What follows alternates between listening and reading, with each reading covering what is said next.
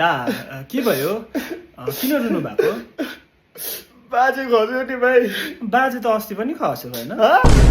होइन होइन मतलब को बाजे खस्यो भनेको दा ए जन्तरे बाजे भाइ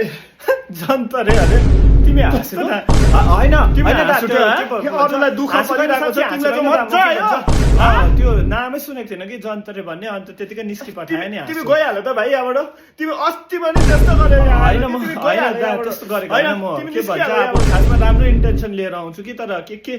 बोली पठाउँदो रहेछु म खासमा अब तपाईँ नरुनु न होइन यस्तो भइ त हाल्यो अब घरमा तपाईँ नै सबसे ठुलो छोरा हो अन्त तपाईँ चाहिँ स्ट्रङ हुनुपर्छ भनेको अब नि कसरी चाहिँ स्ट्रङ हुनु भाइ म एकैजना त माया गर्ने मान्छे थियो उहाँ पनि बितेर गयो दा, त्यस्तो भइहाल्यो अब के गर्नु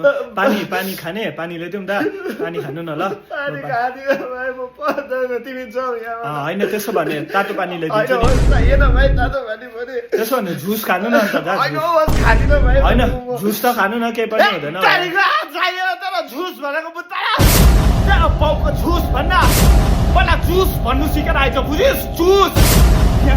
अरूलाई चाहिँ यस्तो दुःख परिरहेको छ उसलाई त भक्कु मजा आयो है पुरा हाँसुयो तँलाई त होइन दा हाँसेको होइन म खासमा त्यो जन्तरे भन्ने नाम जेठा साइला माइला काइला अन्तरे सुनेको छैन